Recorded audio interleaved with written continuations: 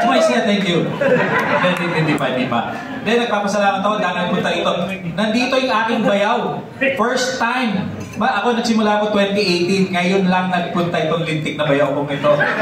Okay? Matagal ko nang sinasabi sa sister ko, hiwalay mo na yung hayop niya. Eh dahil nagpunta ka, pauwi na. Okay na tayo ngayon. Itong bayaw ko na to, hindi ko alam kung bakit. Galit na galit doon sa matandang Marcos. Siguro dahil inabot niya yung first quarter storm.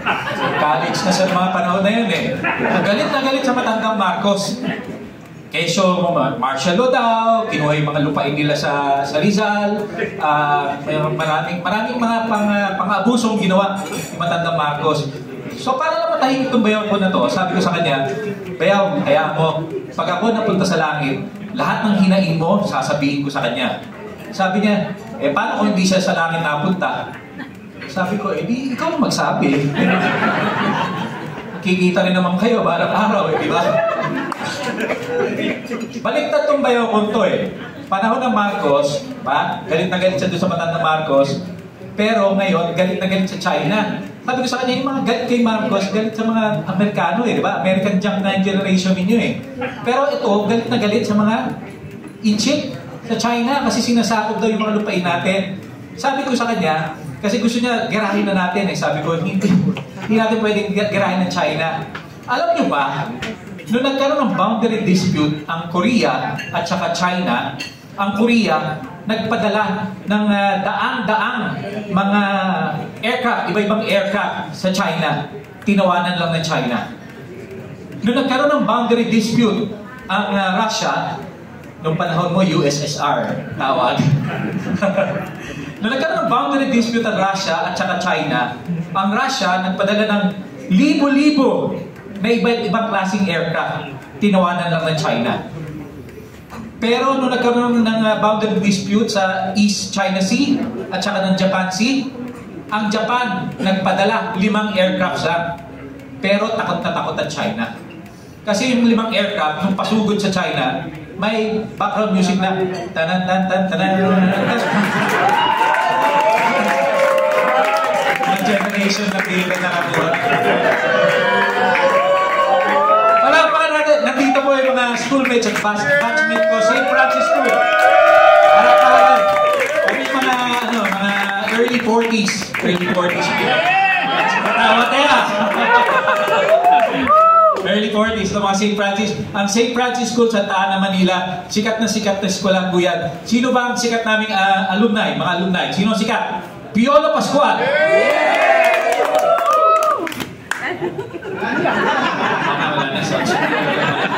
Piolo Pascual ang pala. Sikat na alumni. Sorry, kalang marami pa.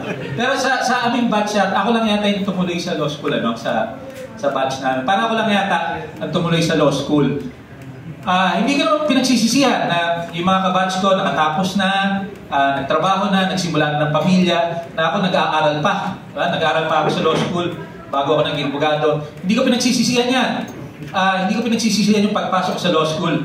Dahil naging abogado ko kasi sa law school ko nakilala yung misis ko. Pero abogado na ako. Law professor na ako nung nakilala ko siya. Kasi ganito yan. Kasi sa St. Francis School, merong isang matinik dyan na sabihin na natin babaero. Hindi ko siya ilalaglag kasi nangako ako sa kanya. So itago natin sa pangalang Sundance Philamor.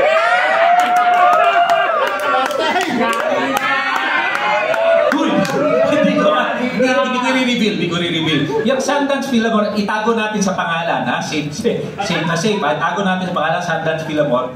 Malupit yan, nasa high school yan, ang inaaswang mga nasa elementary. Inaano nga yan, hinuhulma. Bata pa lang, nakahulma na. Misis mo ba kasama mo? Ito ang sabi nung Sundance sa akin noon, sa amin, sabi noon. Sabi niya, pare, Ryan, pag ikaw ay mag-aasawa, kumuha ka ng mas bata. Kasi mas matanda tayo so unang lalabo ang mata natin. So, habang tumatanda tayo, lalabo mata natin, maganda pa rin yung misis natin sa tabi natin. Yan ang kabilin-bilinan ng Sundance. Tago natin sa pangalan ng Sundance. Okay? So kaya ako ngayon, pag gumigising ako sa umaga, tinitignan ko yung mukha ng misis ko. Tapos nilalasap ko yung moment na umaga, tinitignan ko siya, tapos sinasabi ko sa sarili ko, tangina, lumalabo na yung mata ko. Nandito yung estudyante ko dati, si Konsehal Ricardo Enriquez from Valenzuela, nandito. Isa sa pinakamadaling estudyante niya sa College of Law. Counterpart mo, isa sa pinakamatalinong estudyante sa St. Francis School, nandito. Itago natin, ayaw ko rin ilaglag, pero itago natin sa pangalan Jonathan Pinalagay. Tago natin sa pangalan Jonathan Pinalagay. Anong patunay ko na matalinong estudyante to? Meron kaming teacher nung araw, buti tatago mo na naman sa pangalan, ano? Itago natin sa pangalan Josefina Lagos. Yung teacher namin, wala ko nilalaglag ng pangalan ng teacher, ha? Sobrang sungit niyan, grabe sungit niyan. Isang beses, walang makasagot sa klase. Wala, hindi namin masagot yung mga tanong niya. So nagagalit na siya, sinvergüenza! Ganun katanda, mga Espanyol ba yun natin? Sabi, naguya na, kami lang may iwan sa school building. Sabi niya, sinvergüenza! Kung sino sa inyo ang makakasagot ng tanong ko, siya lang yung pwedeng umuwi. Anong ginawa ni Jonathan Pitalber? Binato yung bag sa labas. So nagalit yung teacher namin. Sabi niya, punyeta! Kaninong bag yun? Sabi ni Jonathan Pitalber, akin ma, akin ma.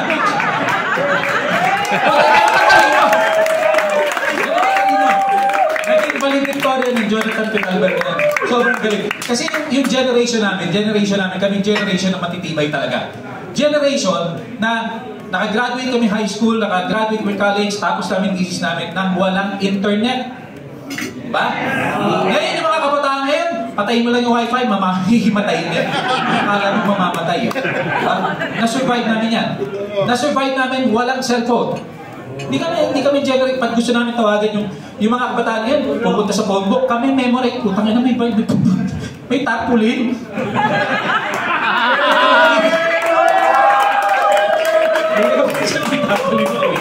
Akala ko, yun ah. Mamaya, tingnan nyo na lang. Saan pa ako? Ayun, generation na memorize namin yung mga telephones namin. 6 na digits pa nung araw, ang cellphone, madaling tandaan. 886272, di ba? Yung telepono namin nung araw. Memorize namin yan. Hindi namin pinoproblema ang lobat. Walang lobat. Hindi namin problema ang signal. Ba? Ang problema namin nung araw? Party line. Party line. Party line. Yan, yung mga generation na to nakakaintindi. Pag minalas-malas ka, pag merong extension phone, yung nanay mo nakikinig. Sa kasaysayan ng Pilipinas, ang mga nanay ang pinakaunang hacker. Yan ang mga nagpa-violate ng data privacy. Yung mga nanay, yung ate ko, ako, can relate. Can relate sa ate ko. Kung puso lobat nun, ako, nakakalimang battery siguro yan napalit bago magbaba ng telepono yan. Okay. Kami rin, pinaghihirapan namin lahat. Nung generation namin, pag gusto namin ng kape, magtitimpla kami. Papainit kami ng tubig. Ito yung kape, creamer, or milk. Yung milk, mamimili ka pa, di ba? Kung powder, eba, or condensed. Tapos sugar, mamimili ka kung brown, or nakita ko si Hillary. Dito ka, sa black coffee. Sugar, brown, or white. Di ba? Tapos trial and error pa kung ano yung lasa na gusto mo, di ba? Ngayon, isang sachet. Tapos, yan ang agad, instant coffee. Or, punta ka si Starbucks ang gagawa ng kape mo. Everything is instant right now. Diba? Pati relationship.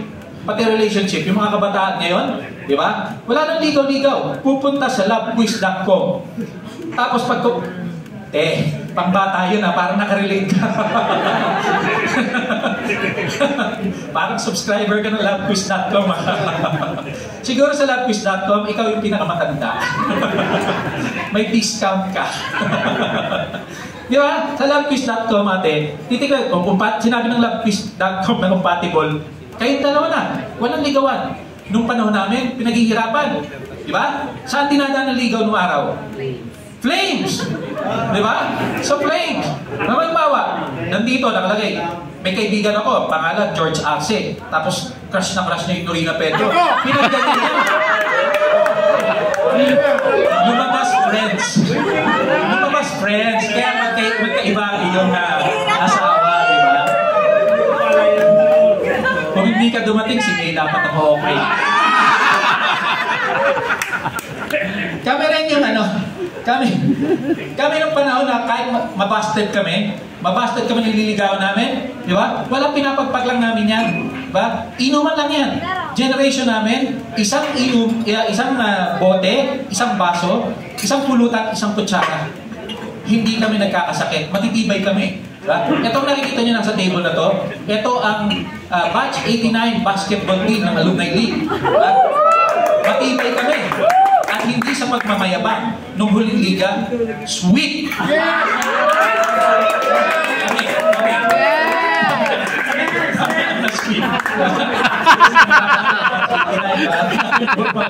Nag-teach pataas. Siyempre, sweet kami. Pero, sa basketball, sabi nga matibay kami kasi generation namin, kay lupa yan, kay semento yan, kay kahoy yan, lalaroan namin yan. Kaya naka-rubber shoes kami, leather shoes, running shoes, basketball shoes, lalaroin namin yan. Yung mga kabataan ngayon, malintik, kinakailangan nakakumpletong gears.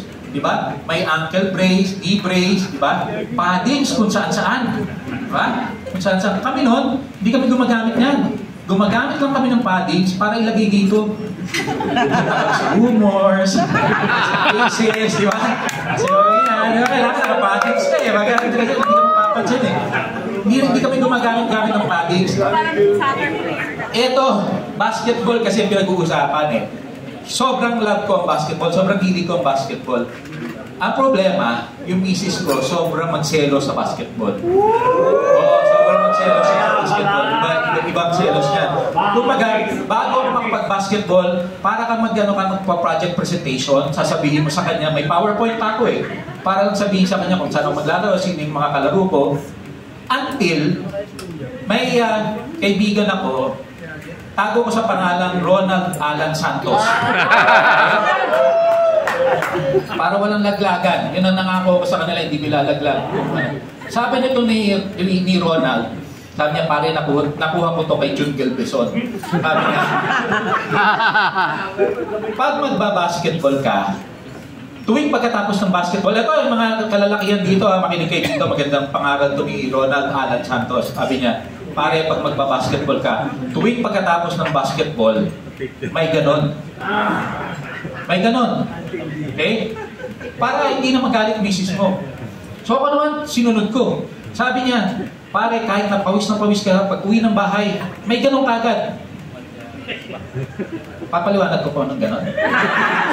Kasi parang nakatulala ka, mami. Alam mo na ibig sabihin ng ganon. Hindi ka na kailangan paliwanag, ha? Okay. Yun yung sinasabi ni Audrey kanina na pempang. Okay. Pempang sa generation niya. So sabi niya may ganon. Okay. So tinupad ko yung sinabi nito ni Ronald. Naituro ko tuloy, sorry. Hindi ka nilalaglag tama. So, pag uwi ko sa bahay, ganon kami. Okay? So basketball ulit kami, pag uwi sa bahay, may ganon. Tapos, napansin ko, hindi na nga nagagalit. Hindi na nagrereklamo yung misis ko. Hindi na nagagalit sa basketball. Tapos lately, sinabi niya, parang hindi ka na nagbabasketball ah.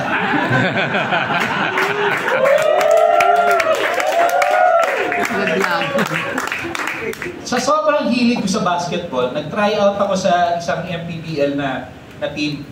Naghanap ako talagang sinerch ko sino yung pinakamaganda. May nakita ko na isang team, napakaganda ng slogan. Ang slogan nila, bola muna bago droga. Nag-try out ako dyan sa Bacoor. Ay, nandito pala yung aking future nephew-in-law, si Attorney Jolo Gonzales. Attorney Jolo Gonzales, lahat ng shows namin, pinanonood niyan. Music Museum, Piatrino, sa Greyhound, sa Viva Cafe, lahat ng shows namin, full house, sold out, pinanonood niya ni Jolo Gonzales. Sabi ko sa kanya, bakit ang hilig-hilig mo sa comedy show? Tapos sabi niya, gusto ko lang po palaging masaya. Sabi ko, kung gusto mong palaging masaya, bakit kayo ikakasal next year? Pabalik naman tayo sa basketball. Eto, nag-try out ako dyan sa Bacoor Striker. Ha? Anong ganon-ganon?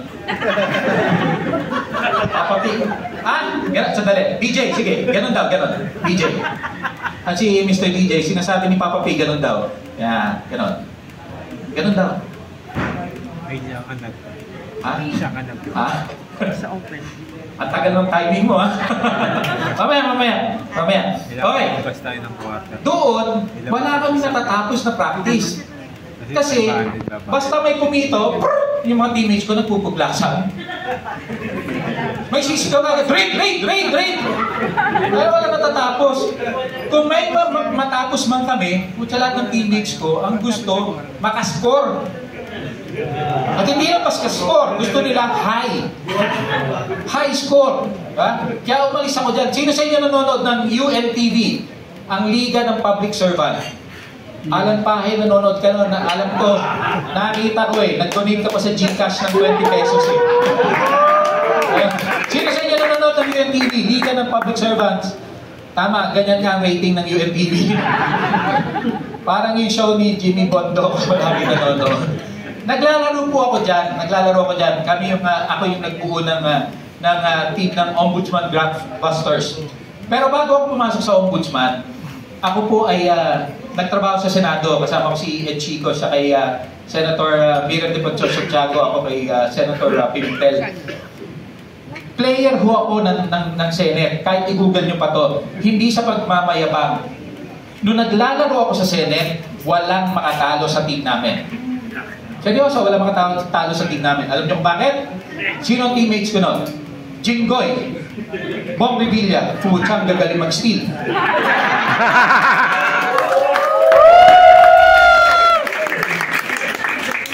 Basketball to, ha? Basketball pinag-uusapan natin. May teammate kami noon. Ang pangalan, Sunny Trillanes. Chuck, gagaling sa mga backdoor. Yung mga backdoor. Ang galing ni Sunny Trillanes dyan. Promise. May isang teammate kami, hindi kagalingan sa basketball, pero hindi kami matalo ng kalaban. Ang pangalan nito, Alan Peter Cayetano. Sa sobrang galing ni Alan Peter Cayetano, pinangabuan niya lahat 10,000. Paano kami matatalo nga, di ba? Sana kung nanalo si Jojo Binay sa Senator mo, may import na agad kami. Instant, di ba? Sayang lang, ang gusto ko talaga maging ka-teammate, si Papa Pituloy, ayaw na akong gano'n na sa Senate. Sabi, bahala ka sa buhay mo dyan. Gusto ko maging ka-teammate sana, hindi ko inabutan sa Senate, si Senator Bongo. Senator Bongo. Sobrang mahusay mag-basketball talaga si Senator Bongo. At saka true to his word, may malasakit na tao. Kumbaga, kahit saan ka mapunta, kahit saan ka makarating, nandyan para paalalahanin ka, ingat sa biyahe. Di ba? Kahit saan ka mapunta, ingat sa biyahe. Kami nila Ed, ako si Ed, si Margie, at si Pastor Yata, nagpunta kaming Cagayan de Oro, nag-show kami sa Cagayan de Oro. Namasyal kami sa Bukidnon, yung Dahilayan Adventure Park. Tuktok ng bundok. May tarpaulin si Bongo. Tuktok ng bundok, nakalagay, ingat sa biyahe. Tangina, zipline yung sasakyan namin. Ingat sa biyahe. Tik yan. Si Konsyal nandito. Konsyal, alam mo ba, inabot ko si BBM sa Senate noon senador siya. Kukunin sana namin ka-teammate Kaya lang may problema kay BBM. Alam niyo problema kay BBM? Ang hiling mag-travel. Para sa ito, Sheila. May lamang ka na. Diba? So sabi ko nga sa inyo, ano na to? So sinesenya sana ako ni Papa P na gano'n. Maraming salamat sa pagpunta nyo rito. Kasi lahat ng shows ng Insanity parang ganito, sold out lahat. Museum, Teatrino, Viva Cafe, sold out lahat ng mga shows namin. Nung araw, ang status lang namin, performer. Nung nagso-sold out shows na kami, syempre, celebrity. Di ba? Yung, punta kami sa Starbucks kanina. Tinanong ako, "Sir, can I have your name, sir?" Celebrity. Ang surdo yun, hihingin yung pangalan mo, di ba? Pero eto, paglabas namin Starbucks, may dalawang security guard sumalubong agad sa akin. "Sir, dito na po, dito sa ano ho kayo, sa social house?" Siyempre, celebrity yun. So, sinundan ko.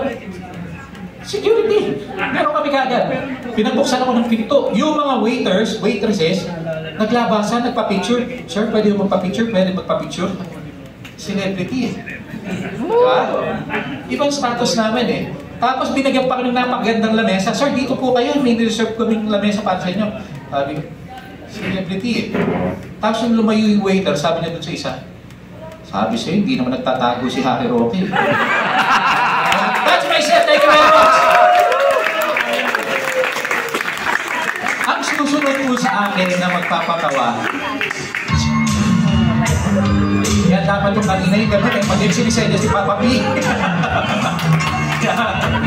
Yeah, pag sinenyas ang kanya niya. Diba? Generation natin yan. Okay. Ang susunod na mag-perform, siya lang naman yung grand finalist ng Season 1 Pilipinas Got Talent. Okay? Kung naalala nyo, si Jobit, ang nanalo doon, nandun siya sa mga grand finalists doon. Isa siyang ventriloquist. Tok na rin naman. May labas yun sa siyang napakagaling na ventriloquist. At siya po ay isang true to life. Sa tunay na buhay, siya po ay isang pastor. Walang iba kundi si Pastor Luther Ortiga.